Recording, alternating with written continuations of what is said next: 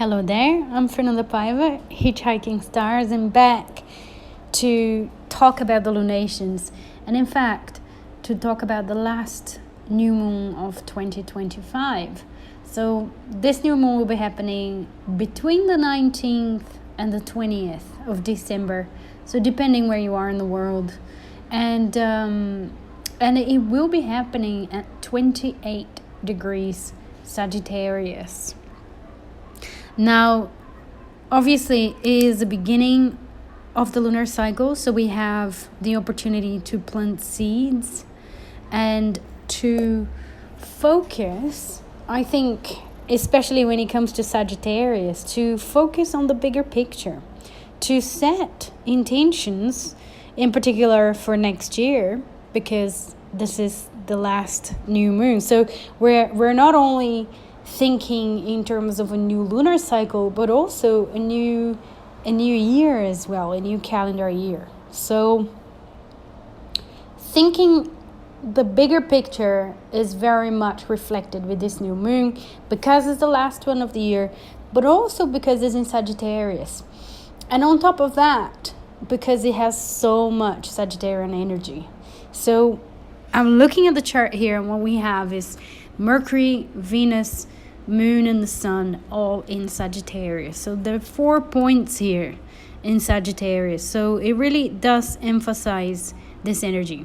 Now, as usual, let's have a look at the Sabian Symbol for this particular lunation, and the astrological aspects as well, the main aspects that this new moon is making. And if there's anything else that calls my attention here in terms of the symbolism. So, and also the tarot cards associated with it, and see what comes up, what we can see with this imagery, right? So, for the Sabian Symbol of 28 degrees Sagittarius, we have a fat boy mowing the lawn. So a fat boy mowing the lawn. Very simple picture. Now a few things comes to mind when I see that imagery, and looking at the chart as well, and seeing how many planets we have in Sagittarius and how much Jupiter is under the spotlight.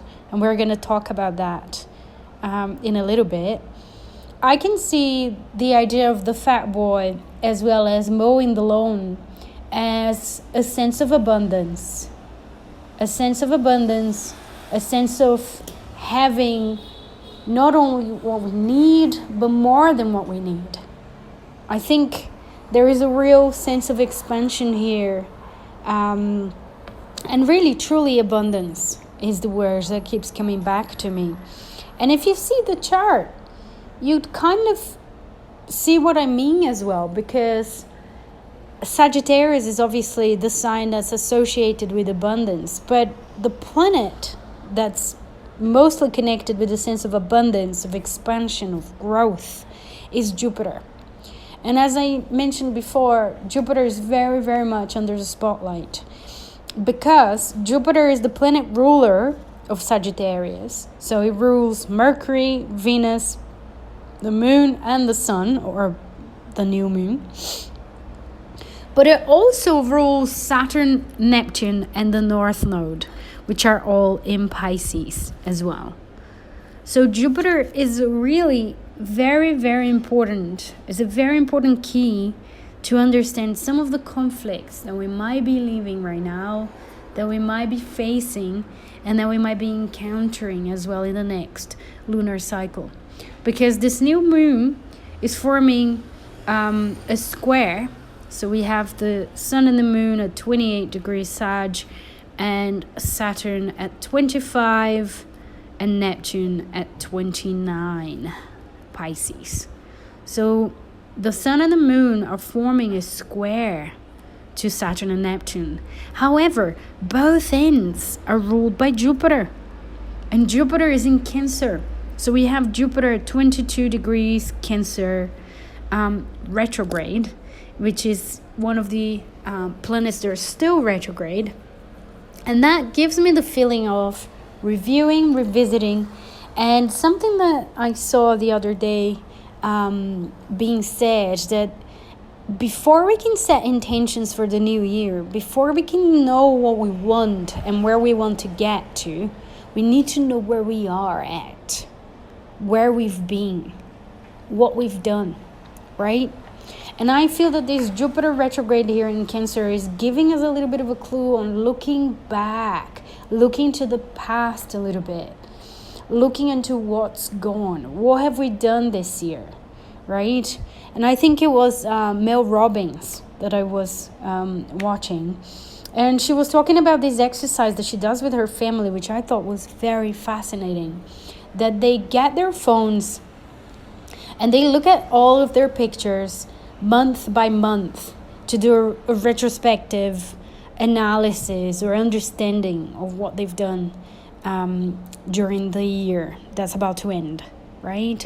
And I think this is a wonderful exercise to be done during this new moon, with Jupiter being so emphasized and being retrograde and in Cancer. Cancer is also the sign of the past, of looking at our roots, of understanding where we come from. So the retrograde motion is emphasizing that, saying, hey, go backwards, have a look at it, have a look at what's been going on and how you've done things. Where you are now is thanks to many things that you've done this year. So looking back, I think, is a big part of this new moon. Setting intentions for the next year, which will be traditionally connected to that energy of the new moon, will have an intrinsic connection to looking in the past, to understanding what's just gone. Jupiter is also emphasized in this new moon because it's in mutual reception with the moon. So we have moon in Sagittarius, which is ruled by Jupiter, and Jupiter in Cancer, which is ruled by the moon. So they do work as a special pair, as friends. They kind of know each other's secrets. So the realm of intuition and the emotional realm is emphasized with this new moon, even though we have such a fiery energy in the air. And the square as well, the square to Saturn and Neptune. This is such an important one because it is one of the major aspects that we have here with this new moon, one of the major aspects. So Saturn and Neptune have gone back to Pisces. It had moved on to Aries, and then it went back to Pisces at the end of 2025. And obviously Neptune is being in Pisces for 14 years. Saturn is being in Pisces for 2.5 years. So there's a lot that we've done with those energies. There's a lot that we have had to access, that we've worked with, that we've refined, that we had to take it seriously in connection to Pisces. And this new moon is really telling us that this will be important. And that's another thing to look back, to think about it. What have we done with this Piscean energy? How far have we come? How much have we integrated of the Piscean side of life? The Saturn-Neptune there, it's a very powerful pair. Because on one hand, we have Neptune dissolving it and talking about the spiritual world and transcendence. And on the other, with Saturn, we have turning into concrete, right? Making it real, giving it structure, right? Taking it seriously. So it really is about understanding what our bigger picture is, Sagittarius, Jupiter, of our spirituality as well. What do we believe in? What do we believe in deeply, not just idealistically, which would be the Sagittarius, right? A kind of a rational spirituality. With Pisces there, we're definitely thinking about and talking about something that's a lot more deeper, something that's more intuitive as well, something that's coming from the emotional level. And that's the Jupiter in Cancer as well, ruling both ends of the square. Now, Another very, very important aspect that we are seeing in the chart of this new moon is a square between Mercury. So we have Mercury at 10 degrees, almost 11 degrees Sagittarius, and the south node at 11 Virgo, and the north node at 11 Pisces. So there is definitely something here that's about understanding, that's about reflecting, having insights, being able to see, being able to communicate potentially, or communicate internally between that axis of Virgo and Pisces, between the rational and the spiritual, right? The rational and the emotional level, which is the dichotomy between Virgo and Pisces. So we're going to be understanding something further. We're going to be understanding, we're going to be getting insights. And how can we balance those two more effectively, right? How can we embrace the mystery, which is what Pisces is telling us?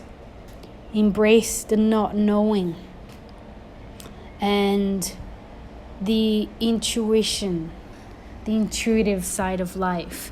I feel that there is a lot on that feeling of a tightrope of balance, and I think squares in general gives us that feeling, but I think that dichotomy between Pisces and Sagittarius being ruled by Jupiter is telling us that in the same way that Mercury in square to the north and the south node is also telling us that.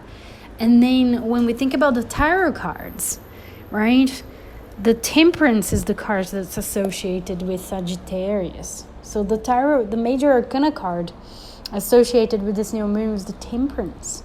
Again, that sense of juggling, of mixing, of doing an alchemy here, of two principles.